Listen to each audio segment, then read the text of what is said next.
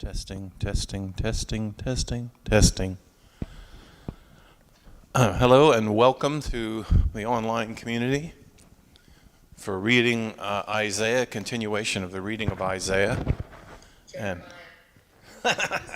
Jeremiah, I apologize. That was a flashback to where we've been. You were hoping for Isaiah. Yeah. Well, some parts of Isaiah, yes. There's just also a feeling, I'm glad that some of that's over. Anyway, we're digging deep into Jeremiah's vision for how God relates to us and to the world. And I need another microphone. I apologize for the delay. Oh my gosh. I just looked. There's 52 chapters. There's 52 chapters of Jeremiah. Be 52, Yes. so we'll be here next year. Let's see if I can get this mic to work.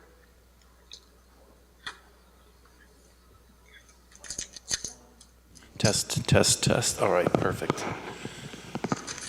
Okay. You know, one of these sessions I turned on the live stream and never put any microphones out. And so when that happens, it's a completely silent live stream. So I went in and deleted that one. Wait, unless you can lip read. Well, some of it you could see the lips, but I'm not that good. No closed captioning. Yeah, no. Uh-oh. I heard a squeal. I heard it too. What did that mean? It just means the overall volume is too loud. Oh.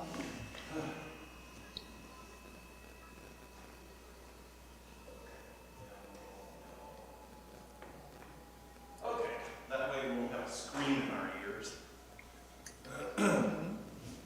Now then, who's going to read for us? I will read. Okay. Okay. Hear the word that the Lord speaks to you, O house of Israel. Thus says the Lord, do not learn the way of the nations, or be dismayed at the signs of the heavens, for the nations are dismayed at them. For the customs of the peoples are false. A tree from the forest is cut down and worked with an axe by the hands of an artisan. People deck it with silver and gold. They fasten it with hammer and nails so that it cannot move. Their idols are like scarecrows in a cucumber field, and they cannot speak. They have to be carried, for they cannot walk. Do not be afraid of them, for they cannot do evil. For is it in them to do good? Nor is it in them to do good. There is none like you, O Lord. You are great, and your name is great in might. Who would not fear you, O King of the nations? For that is your due. Among all the wise ones of the nations, and in all their kingdoms, there is no one like you. They are both stupid and foolish. The instruction given by idols is no better than wood. Beaten silver is brought from Tarshish, and gold from Ophir. They are the work of the artisan and of the hands of the goldsmith. Their clothing is blue and purple. They are all the product of skilled workers. But the Lord is the true God. He is the living God and the everlasting King. As at his wrath, the earth quakes, and the nations cannot endure his indignation. Thus shall you say to them, the gods who did not make the heavens and the earth shall perish from the earth and from under the heavens. It is he who made the earth to his power, who established the world by his wisdom, and by his understanding stretched out the heavens. When he utters his voice, there is a tumult. I have to take this call that's coming in. It's from Valley Hospital. I don't know why. Okay. If you could just pause for a minute, Barbara. Sure. 13? Yes.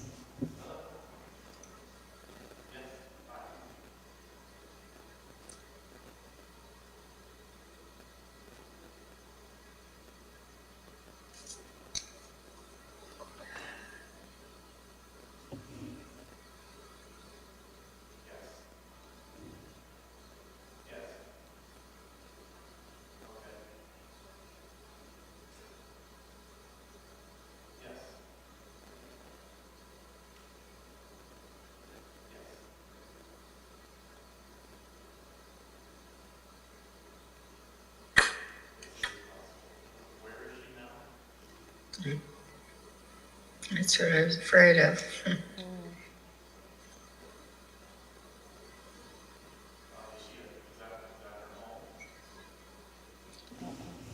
Doesn't sound good.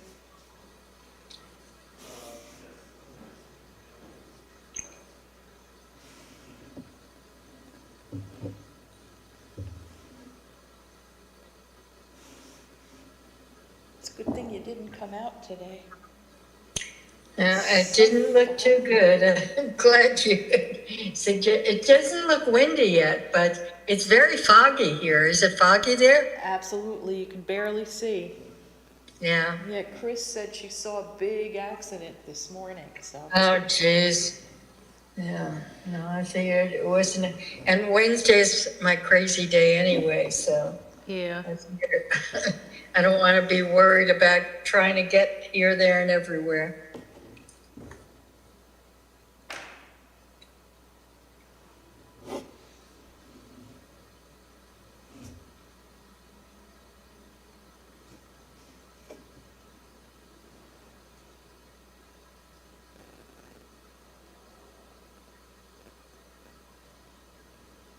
Yeah, sorry.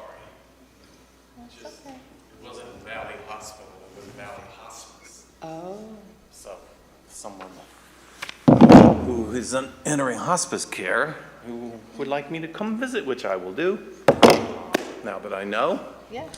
I'm sorry, can we pick up where we left off? Maybe back Sure, up? it's 13 I'm up to. All right. When he utters his voice, there's a tumult of waters in the heavens, and he makes the mist rise from the ends of the earth.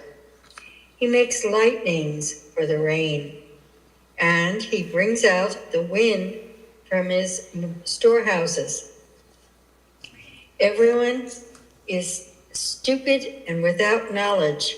Goldsmiths are all put to shame by their idols, for their images are false, and there is no breath in them. They are worthless, a work of delusion. At the time their punishment they shall perish. No, not like these is the Lord, the portion of Jacob, for he is the one who formed all things. And Israel is the tribe of the inheritance. The Lord of hosts is his name.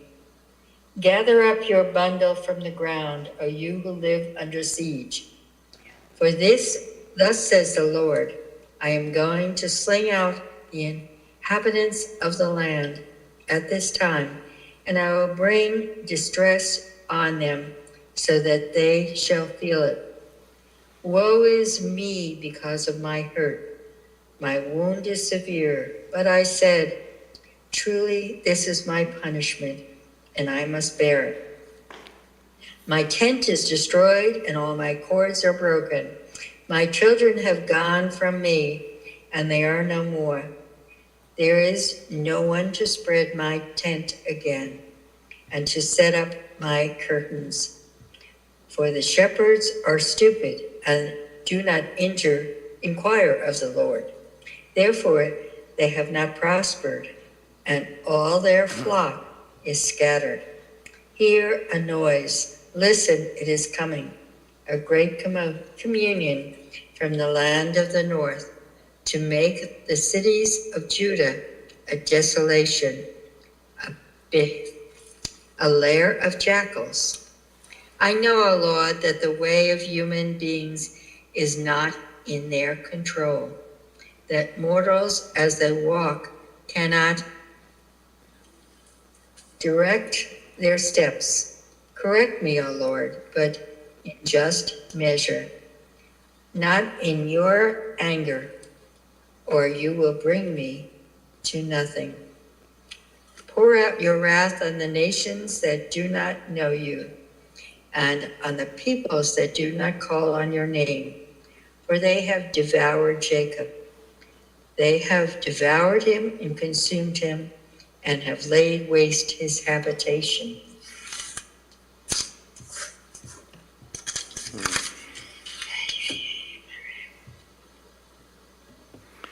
Well, from this writing, there can be no doubt that Israel, or the people to whom Jeremiah sees as his people, his identity, and to whom he is writing, are monotheistic. They believe there is one God. They do not join in any discussions that have to do with other gods, the god of thunder, or the god of rain, or the god of the wind.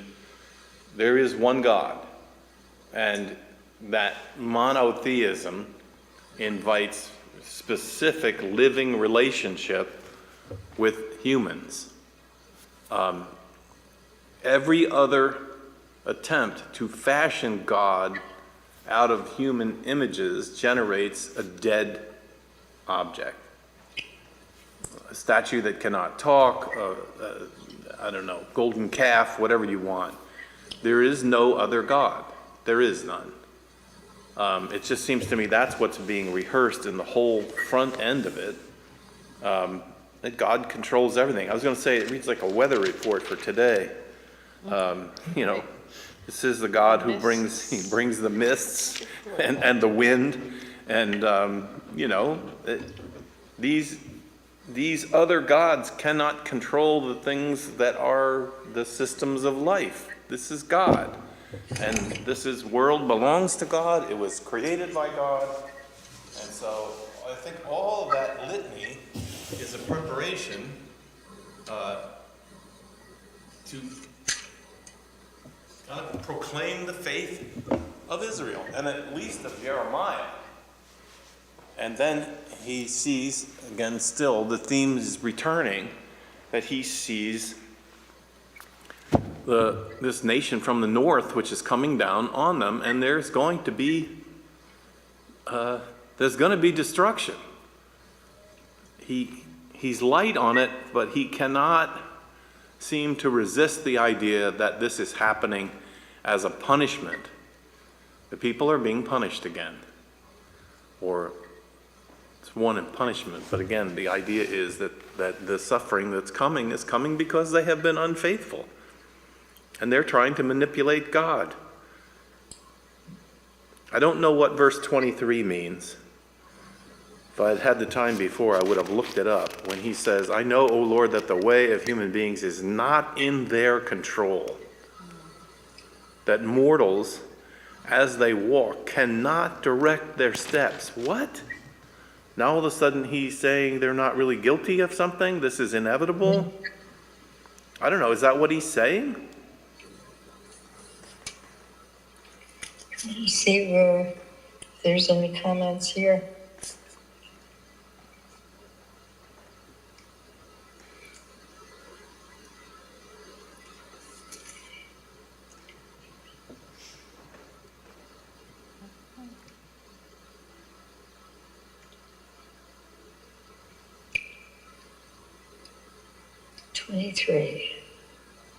Yeah, it's verse 23. If I can't find, If Jeremiah cannot pray on behalf of the people, he will pray and lament on his own behalf. Okay, well that doesn't cover that. It says a prayer citing Proverbs 20 to 24. for verse 23. And does it say there that people are not responsible for their behavior? Then it just goes on to 25. It doesn't really say anything about it. Let's see if it here it says it. But yeah, he seems to be giving an excuse why people are not doing it, that they can't. They don't have control. Yeah, it seems like that Jeremiah is understanding that even though these gods, these statues that they build, they work and perfect them in the gold and the silver and all the rest of that, that none of this means anything. It can't mean anything. It's empty. It's dead. It can't, these, he says at one point, they can't carry themselves, let alone carry a people. But then he says, look, I know that the way of human beings is not in their control. What? Yeah. I did find some commentaries, and it says that God's guidance. The verse conveys that God guides and directs people, and that people cannot take a step without him. God's providence. The verse can be interpreted to mean that God's providence is in control, as in the case of Nebuchadnezzar, who was changed course by God when he was about to go against the Ammonites. Human tendency to rebel. The verse conveys that humans tend to rebel when they think they know better, and that this rebellion can lead to immorality and animalistic impulses. God's concern for moral choices. The verse conveys that God is concerned with moral, spiritual, and ethical choices, and that these choices can shape a person's destiny. Then one more, a prayer for guidance and correction. The verse can be interpreted as a prayer for God to direct and correct people. So I guess there are a few comments about what it means. I like the idea. I don't think we've heard it before, that all the mess that these prophets, Isaiah and Jeremiah, describe is not entirely all their fault.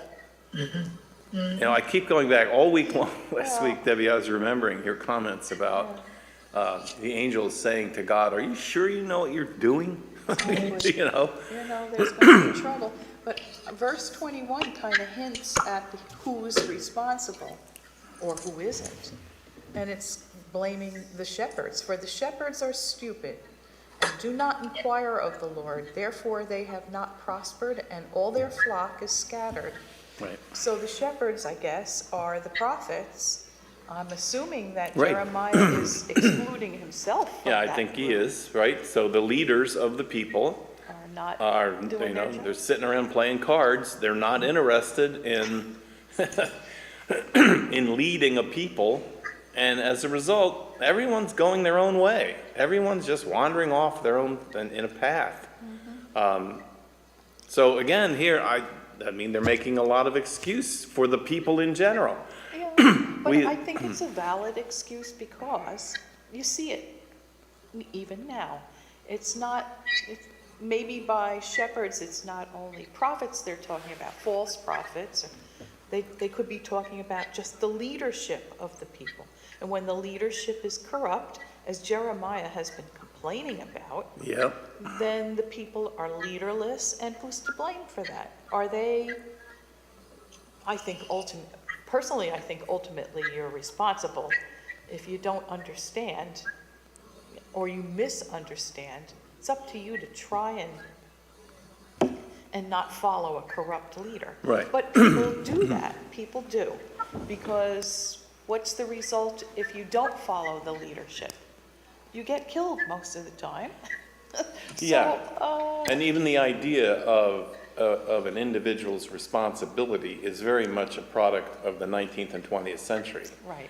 We have to remember that even if you had an independent thought, divergent from the leader who was put in power, you're now the worst of the worst. Yeah, We don't care how good your idea They're gonna is. find you. Yep. Yeah, if you do not follow the leader, and okay, so the leader is heading us toward a cliff.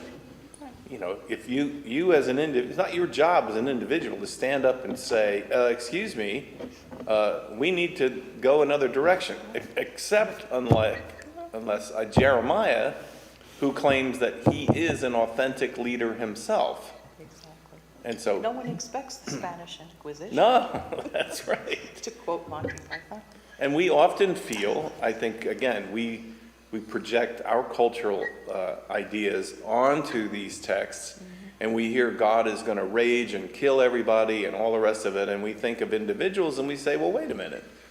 They're not responsible for all this behavior, so why should they be punished? Everybody in the whole group can't be guilty, but the way they look at it is, if the leader is doing this, you're all doing it. It's I don't know, to a democratic mind and an individualistic culture, that doesn't really make much sense. To whom has been given much power, much is expected. So in that respect, the leadership is more responsible than the people. But everyone eventually is responsible. It's kind of a corporate thing. But leadership, because it's in that position, is doubly responsible. But look at what flashes into my mind is the story of Jesus' trial, and Pilate, the leader of all. He's the governmental leader, right? He's the one. He's a chicken. He's right. Washington. So what does he say? He asks the people, "What do you want?" Right. And the people say, "We want Jesus crucified." So in there, I mean, I don't know, is that the first democracy? Well, it's the first abdication of your leadership role. I mean, he says, you decide. Yeah, you see to it. I'm not responsible for it. And he tried to send it back to the religious leaders of his time, and they refused. They were like, no, this is your job. You're the governmental leader. And then they said, well, what are his crimes? And they said, well, his crimes are religious crimes, except it's, insurrection. He's claiming to be a king. But again, there, it seems to me, there's the birthing of the idea that the crowd was responsible for the terrible things that were happening. Mm-hmm. But everything in their culture eliminates the individual.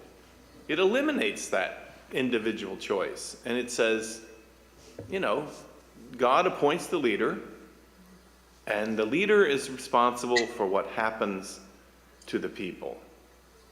And our job, some of it is even, in the New Testament, Paul goes along with this and says, it's your job to follow the government that is put in charge over you. Yep. That's your job.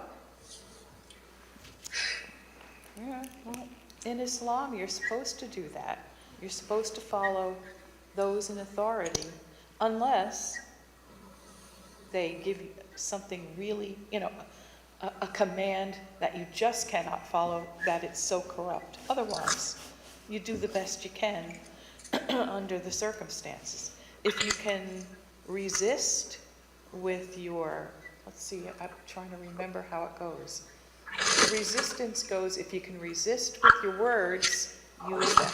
If you can resist, or I think it's with your hand first, and then your words. And then if none of that, resist with your heart.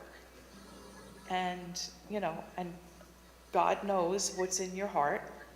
You're doing your best. But under the circumstances, you have to go along because they're in charge and you're not.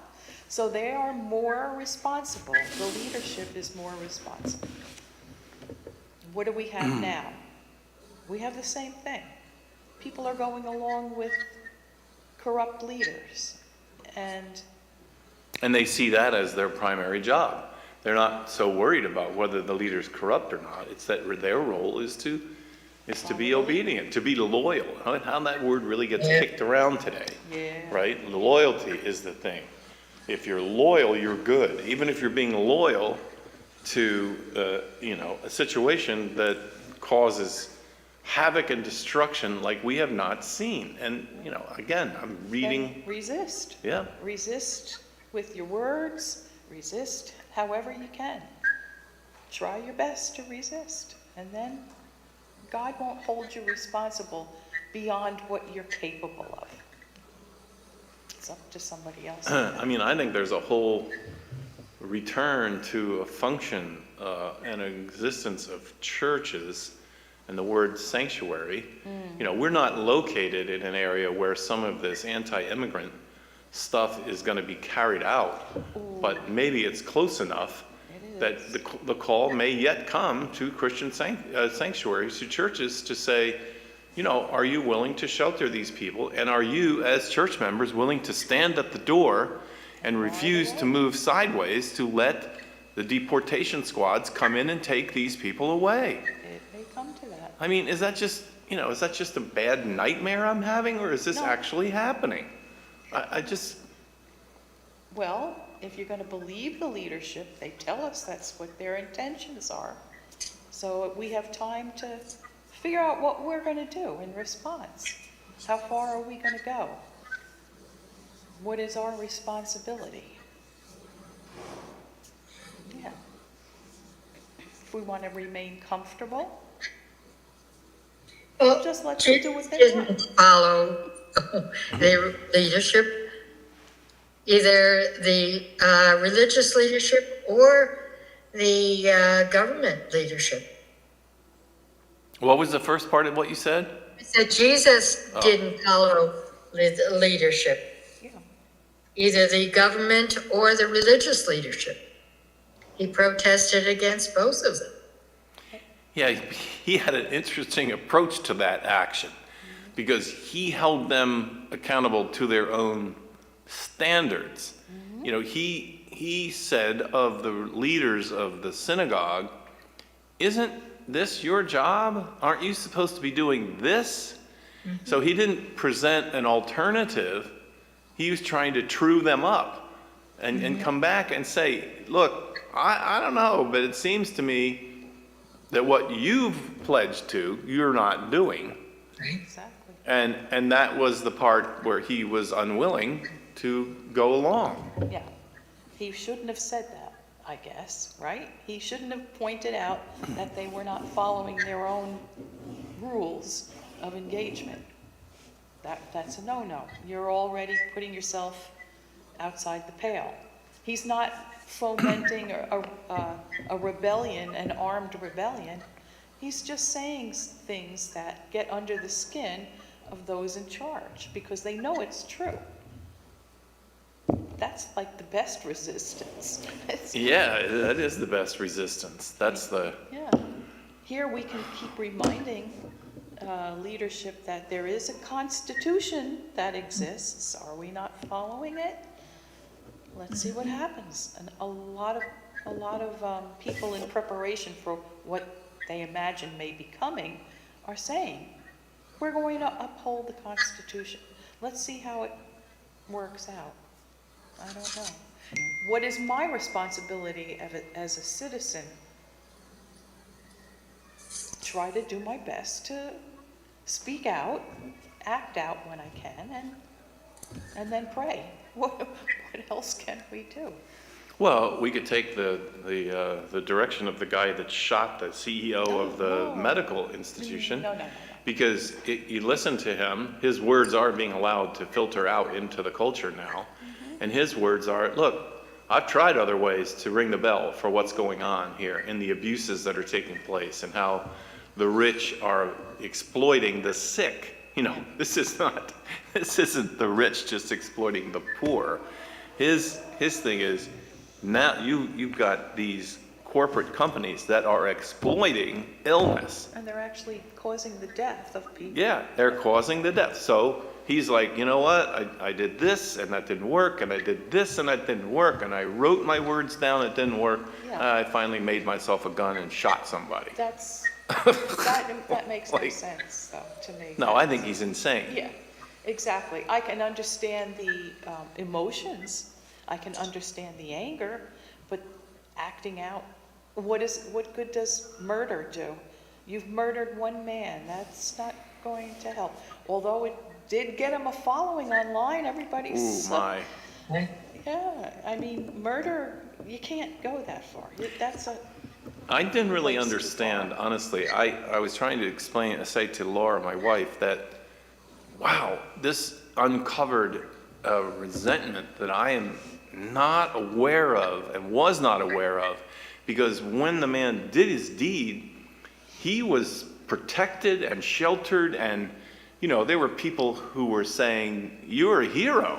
Right. And why is he a hero? Because he murdered a man. Like, and that, I think, revealed, especially this mythic online community, people feeling free to come forward and to say, you know what, this guy got exactly what he deserved, and we should protect this man who committed this crime. And I think, wow, like, At least it allows people, if they're not going as far as to say he's a hero, at least they're allowing people to say, yeah, by the way, I hate the insurance companies too. yeah. And we got to do something about these companies. They're not, I don't think everybody is saying we should all go out and murder everybody who works for, Yeah, no, but your but health insurer. they certainly are, like the one. They're not happy. The one that I read was, there was a report that he was hiding in a certain town in Pennsylvania, and so the encouragement was for everybody to go on your back porch, put out a bottle of water, Oh, make a gosh. sandwich, put it on a Leave it plate, out there for him. and put some food out there for him so he can wander by and he can get the. I'm like, what is going on? Something's wrong with this. What is going on? I saw one of the responses to the particular fast food place was at a McDonald's in Altoona. On Yelp, you can give your opinion of the place, and they said, don't go there, there are rats there. I'm like, well, that was a good one. Wow. But people, I guess, are feeling emboldened at least to express their anger, because before this, we knew people were angry with their insurance. You hear from people who have to deal with and are on the phone for hours, and they have to, go through all the paperwork to overturn a decision and all this. But it's not like everybody's, ready to stand up and say, end it now. Yeah, Unless you're Bernie Sanders or Elizabeth Warren. right. They've been talking about this and others for years. Nobody's listening to them. They're buying into the stupid commercials that, the conservatives in government who take money from the insurers are putting out, like, you don't want government to touch your insurance. Right. And so they have people convinced that, okay, it stinks, but I'm stuck with it. Now, maybe we're going to have permission to really speak about how we feel about the private insurers. And they are ripping people off. You hear about it all the time. And I think this is the worry for the day in which we live. The reason they can get away with it is they're not supervised by a government agency. And in the rising anti-government feeling, they're not gonna be. There's gonna be no new government supervision coming up in any area. It's not because these particular political powers believe it's almost like the God that they're pursuing. They don't have a wooden statue or a golden statue. Well, maybe they do have a golden statue. But that the God that they're pursuing is this God they call freedom. Right. They're pursuing what they call freedom, which is really just the freedom to do whatever they want to do to people who cannot defend themselves against People it. have the freedom to get ripped off. Yeah. And not realize it until it's too late. It's just awful. I mean, I'm not a communist, but Consumer Protection Agency should be helping out in this area, but they keep whittling down the funding for that. And of course, they have said they mean to get rid of that just get rid of it. entirely. Because, who wants consumers to have a voice? And the Department of Education came into existence to try to standardize and enforce reasonable quality standards for education across the board in the United States. But in the breeze that's blowing in our world that's government interference. That's government intervention. Let local people run their own school boards and get all government out of it. And I think, really, have we not learned the lesson? This is This is where I go, this passage is beautiful. I know, O Lord, that the way of human beings is not in their controls. As mortals, as they walk, they cannot direct their own steps. I believe that's true. That's what Jeremiah was seeing, and I think we still see it. So if there will be no administration supervising the enormous amounts of money and energy and power, then what is it for us? We just stand by and just become victims of their creating a pathway for themselves to just make gobs and gobs of money. But it seems particularly hideous to be making that money off of the sick. Poor. The sick and the poor, yeah. And But the man who did this was not poor. No, he wasn't. He was very well educated too. right, His parents owned country clubs and whatever else. You know, he's from a wealthy family, which is a little ironic because you think of all the people who have no insurance or have very bad, not much insurance, that they have nothing. It's so frustrating. But, can you justify murder in any case? And it's just my mind is so filled with things that don't want to be involved in the same thought. Right. Because, oh my goodness, the rise of rejection of Obamacare and the whole idea of the government health care. The government health care right now, the modified Obamacare, is fabulous. Right. Because, we have workers in this school who would never be able to afford the premiums for health care that the Presbyterian Church charges this church. but it depends on which state you live in, because the states are the ones that expand the affordable care or Medicaid, and if they don't put up, you don't get. Right. But I happen to live in a state where I can, with great pride, say to the workers, look, we cannot provide, a gold standard healthcare plan, but you can get healthcare on the salary we pay you. Here, go to this site, Right. and in fact, you might actually get a credit on your taxes. Yeah, because New Jersey cooperates with the federal government, Right. with the ACA program. And that to me is one of the best changes that has happened in our world. It was, as Joe Biden said, a big deal. Yes. He's inserted another word in there, but it was a big deal because since FDR, nobody had been able to get, a comprehensive, fair, affordable health care program. Ideally, it would be Medicare for all, and nobody would go bankrupt because they're ill. But, no other country in the developed world has the problem with healthcare that we do, only because we like to cater to the private insurers. And during the Reagan years, they managed to even encroach upon Medicare. Yeah, okay, you have to wait till you're old to get it, but it works. So what did they decide to do? Well, we can't cut the private insurers out. We're going to have Medicare Advantage. And we'll tell the people that it's to their advantage. Whose advantage? I think the private insurer that you now have to deal with. Right. They always try to Definitely fool more you. profitable. Yeah. What did you say, Barbara? The Advantage plans are definitely more profitable than other supplemental plans for Medicare insurance. And that's why they spend so much money on commercials. Oh my goodness, I know. They bury us with advertisements. And you go, those aren't cheap. Those are not cheap. And somebody's still walking away with pockets full of money. It sure must be to their advantage. And It takes away from what ought to be going into the traditional Medicare and allowing people not to opt in the same way. Now, they keep trying to chip away, and then this bunch that's coming in wants to put the nail in the coffin and get rid of it altogether. And they say that every, 4 years. when Every they 4 run- years, they say it, never do anything about anything. I think enough people realize, I hope, that they realize that it's not good to get rid of socialized medicine because it works. But we'll see.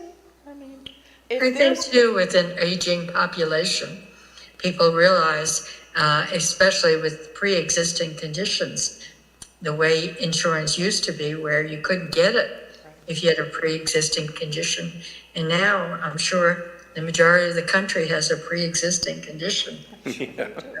they were counting ingrown toenails as a, come I, on. I have listened for 20 years for what I would call the pastor's perspective on healthcare, because working with people who do get sick and you go and you hear their story about what they can afford or what they can't afford, I just simply have said to people who didn't have insurance, just get in your car and go to the hospital.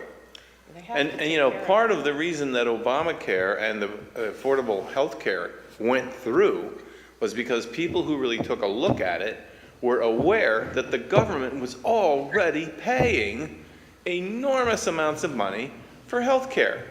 And how were people accessing it? They're just going into the emergency room. They don't have a family doctor, and they're going in, and the hospital is required by law to treat them. It's the most expensive way you can get It help. is, and that was the point. Ridiculous. We couldn't possibly be wasting more money than we're wasting this way.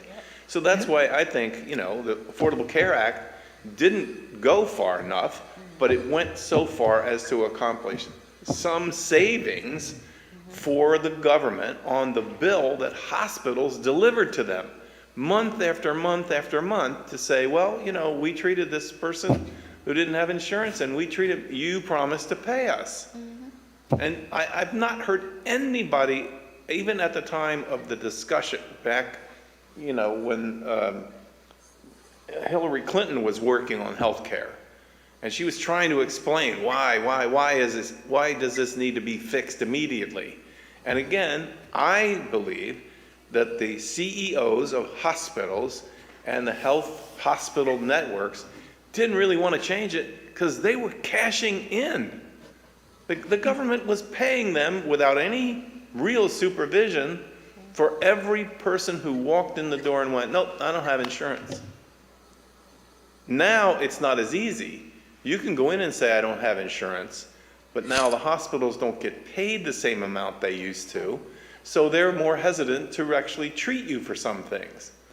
So you hear these stories of people who need health care and cannot get it. It's not even that they need health insurance. They can't get the treatment. But the hospitals or doctors, they say, no, if you don't have the money to pay, we're not going to treat you.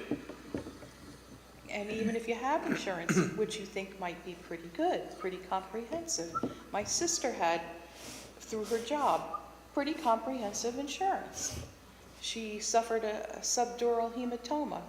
She was unconscious when I brought her into the emergency room. Okay? Now, bills start coming in after they removed half her skull, and she's now unable to take care of her own affairs, and I'm trying to fix things for her. I'm realizing as the bills come in, oh, well, this doctor saw her and they're out of network, and that doctor, and you should have, ahead of time, made sure you had an in-network doctor. Excuse me, she was unconscious when I brought her in. It was an emergency. I had to fight tooth and nail, and it wasn't even my... Right, it wasn't even your head. And I had to fill out all these, papers, saying that we object, this is the situation. If we hadn't done that, my sister would have owed thousands and thousands and thousands of dollars. In the end, it got waived because of her situation. But how many people does that, they talk about those surprise bills. Even if you have good, so-called good insurance, it happens. And it's just, I can understand the guy that murdered the CEO. I understand it, but can't condone it. We should not condone that. But there are a lot of angry people in this country because they've all been treated this way by insurance companies. So if you add to the story, like, I don't know why, but in my head, I'm picturing an art installation, right? And in the art installation, I'm taking the words of Jeremiah, and I want to construct the idols of our time. I want to have a room like this, a big room, and in the room I want to have statues of who are the idols and what it is that we believe they deliver for us, right? And in the craziest thing to me, the thing that makes me feel like I gotta go out in the desert somewhere and live on my own, is that after you have battled your biggest battle with the healthcare company, and you get bills that pile up that make you feel like you are going to die because you owe $190,000 and you don't, and you make $40,000 a year. After you've gone through every fight you can go through, then you find that the hospitals and doctors are contracting basically with hired guns, and what they're doing is they're going out and they're offering settlements to the hospital, which are 5% of what you owe. So it seems to me the hospitals would never be accepting. I want it to continue. I mean, we participated as a church in eradicating the medical debt of Patterson, and we did it. Everybody in Patterson who owed massive amounts, that contracting company went in and said, we're going to take all of the debt, we're going to go to these hospitals and doctors and insurance companies, and we're going to negotiate for you. And some of them, it was a penny on a dollar that they settled for. And I want to say, okay, I'm happy for that, but what it tells me is the whole thing is a charade. It is. It's a charade. These aren't bills that needed to be paid, and nobody suffered when they weren't paid. And you can't figure out how much you owe, because they won't tell you ahead of time anyway, even if it's an elective surgery. And you can't compare. Should I go to this hospital? Should I go to that hospital? It's all a big secret. I mean, the whole system stinks.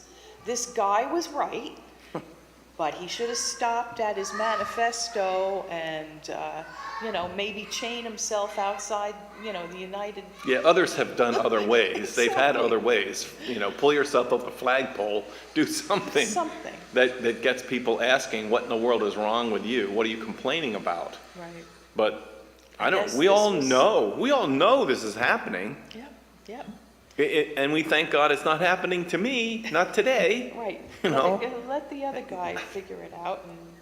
And you can't get anything through Congress because there's too much money from special interest groups. From medical. One of which is the insurers, big pharma, insurers. They are the people.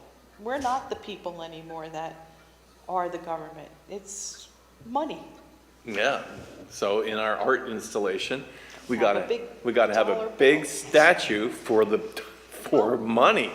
And I'm not even sure dollar bill is it. Because it needs to be bigger than that. It needs to be $100,000 bill.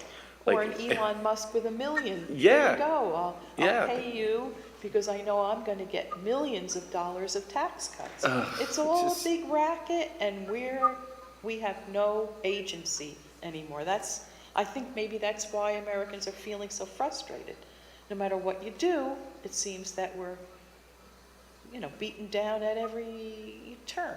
You try your best, but... Yeah, and it just occurred to me that I think that when we feel that way, we cannot imagine a change in the structure that's going to make us feel like it got fixed. So our only friend at that point is chaos. Maybe. And we embrace chaos. We embrace, burn it down, let it, in the 60s and 70s, they were like, tear it down. Maybe that's why Trump is popular. I think it's foolhardy. he is the champion of chaos. Yeah. Look what follows in his wake.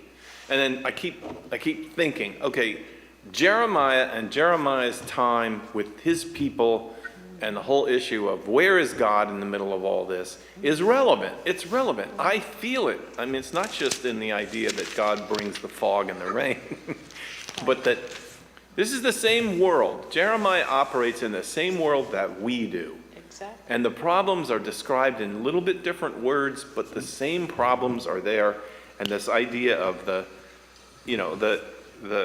structures of our belief in anything except God. And God is a very, very disappointing kind of thing to believe in. So we construct wood and gold and silver objects that we then stupidly, how many times does he use the word stupid? Quite often. Like he just thinks, he thinks that you're gonna hew a totem pole out of wood, and then you're gonna bow down to it, and you're gonna give money and burn things, and you think that's gonna change anything?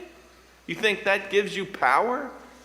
How stupid can you be? And that's not a very nice thing to say, but No. in some ways that's what Jeremiah asks.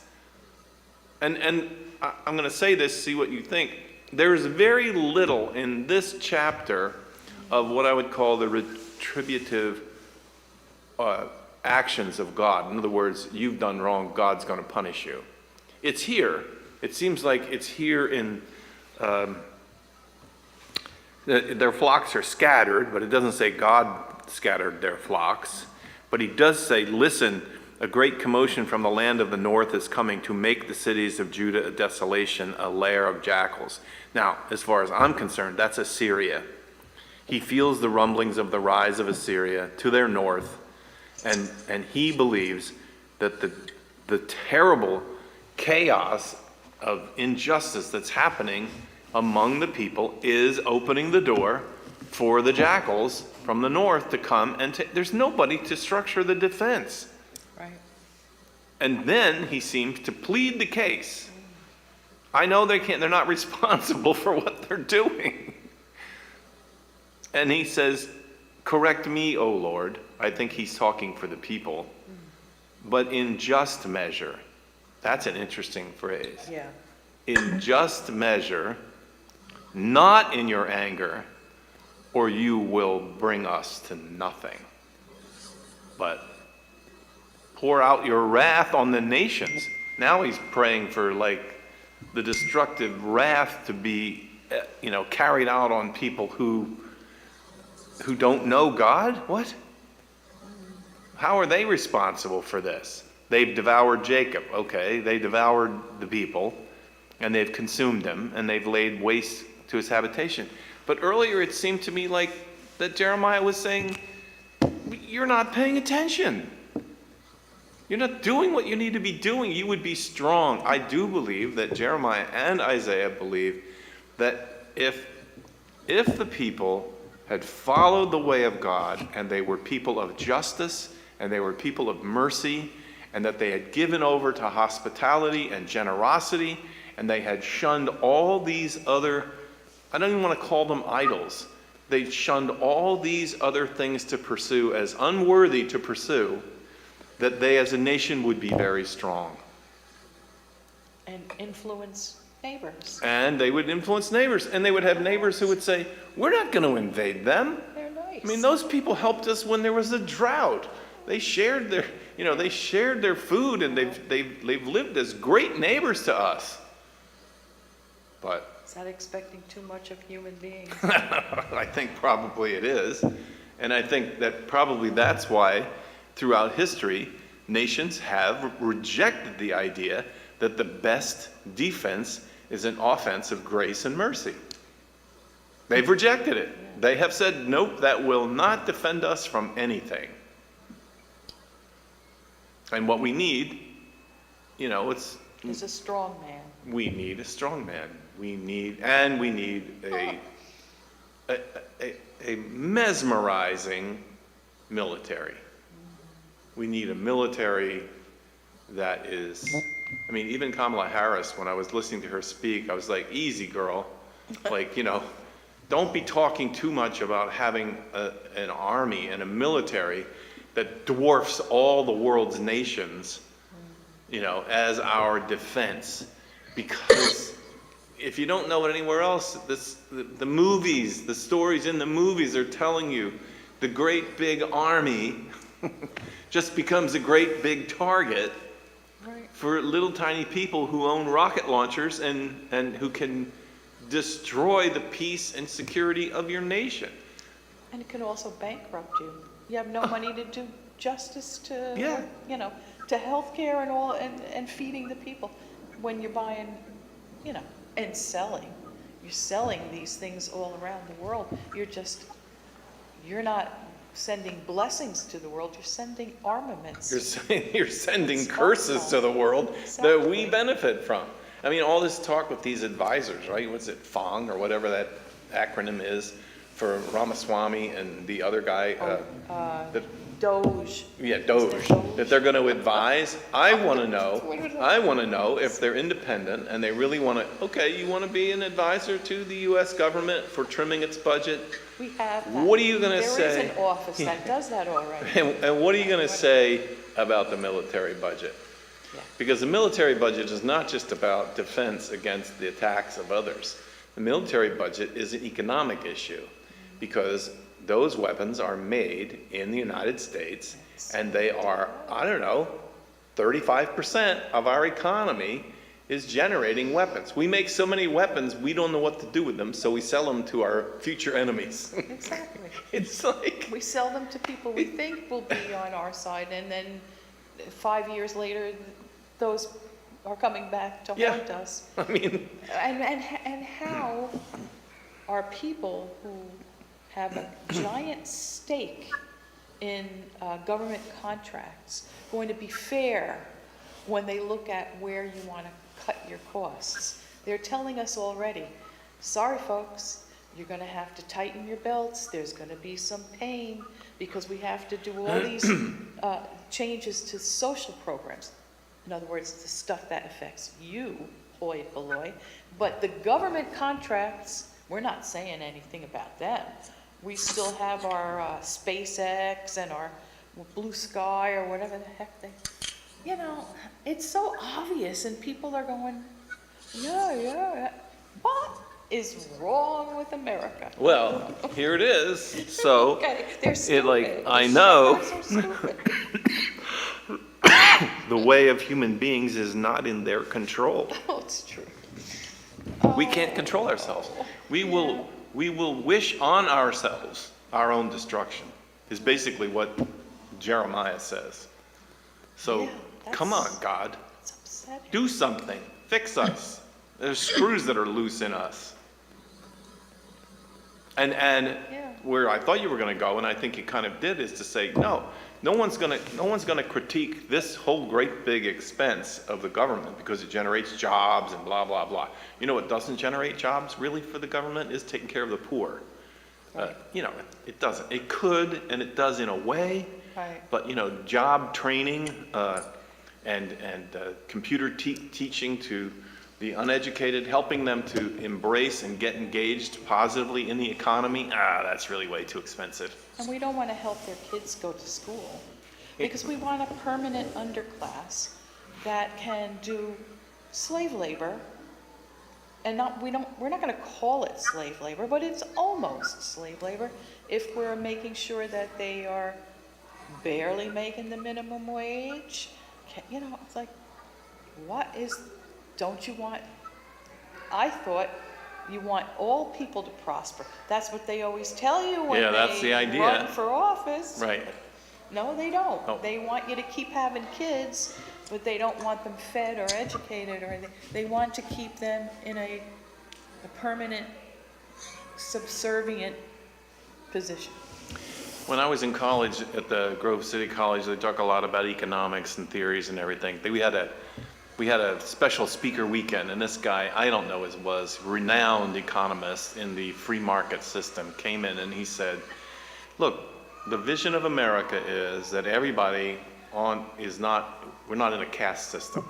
Everybody has the ability to move up. Okay, that's the idea. But there's only one way that can happen. If everybody is moving up, there's nobody to infill in the lower classes. So historically, America has always turned to the undocumented immigrant people to come in, infill in the lower level, and then let them exercise the American dream. So they move up. But when they move up, somebody else is going to come in at the bottom.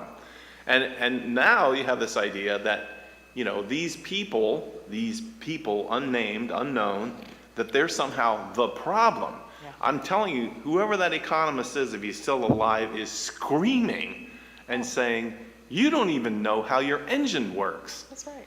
You- A lot of economists are now saying, Yeah. you stop immigration, you're going to bankrupt our country. Yeah, and there's going to be no workers for the jobs. Exactly. And that doesn't mean that we need to be unfair to those workers. We want to be fair to them as Yeah. well, but that's how this country works. Yeah, give them the same dream, and they will work for that dream. The same dream my great-grandfather worked for, and my great-great-grandfather coming from Ireland during the potato famine came here, ended up being a farmer. It worked out for them, and they moved up. Somebody else had to come in and work on the farm. But now It's they're like, saying, let's just stop it. stop it, and then all of you people don't have any hopes of moving up.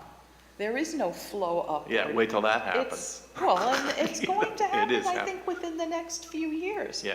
Because people are going to start to realize what they're doing doesn't work for No.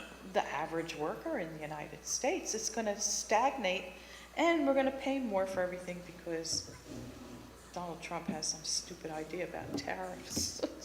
Come on. So I'm going to read this Oh my God. let me read this verse one more time as the theme. Jeremiah doesn't talk about Right. it. I know, O Lord, the way of human beings is not in their control. Yeah. I know that mortals, as they walk, cannot direct their steps. That's pretty hopeless. Yeah. Correct me, O Lord, but in just measure, not in your anger, or you will bring me to nothing. And I think, again, the commentators will tell you that he's trying to voice a petitionary prayer of the people. It's not just his prayer, but it's a cry to say, please bring us back to the right path. And I'm telling you, during the next year or years, whatever, that's going to be my prayer, is to say, come on. We had a path that we worked on, we walked on, we believed in it. We're going to abandon that. It's been the salvation of hundreds of thousands of people in 100,000 ways. And it can be again. We do not need to turn only to our own self, because it will be our destruction. And I read that from the Bible. Right. I don't know. I mean, no matter what system you operate under, if you try to strive at least for fairness and justice and blessings, then, overall, people can bear it. But when they feel basically like the whole system is unjust, then you've lost because, Yeah. I mean, nothing is ever going to be perfect. We know that, but we were working towards it. Now we're going, Well, we've abandoned it. We've said, that's a foolish dream.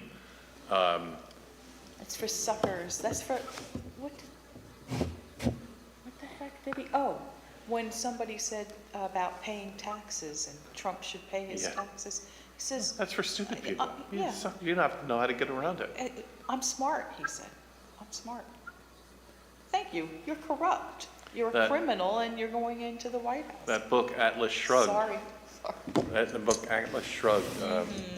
Yes, No. Ayn Rand. Yeah, Ayn Rand. The theory of Ayn Rand was that mercy and charity are really bad ideas. Yeah. And that it's only for suckers. You don't accomplish anything, and you hurt the world by producing charity and caring for others. You can do it if you want to. You Progress just need to is know. made by the few who have all the means Yeah. of, And we'll exercise Always. self-interest. If you Right. take care of yourself and do what's right for yourself, it'll benefit everybody somehow. I guess not, that trickle down. Yeah. All right. That's it for today. Oh, Barbara, sorry you're not here. Yeah. That's all right. Yeah. This- I'm happy not to be out in the. Yeah, I think it's going to get a little worse That's now. true. Actually, it's less foggy, but it's probably gonna get windy and rainy, so. Right, yep. Oh, well. Okay. Thank Bye. you. Yep. Nice to see you today. Okay, take care. Bye-bye now.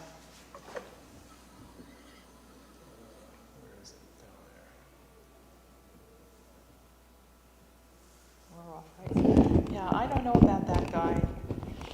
When I first heard it too, I thought, cause is just, the method is wrong.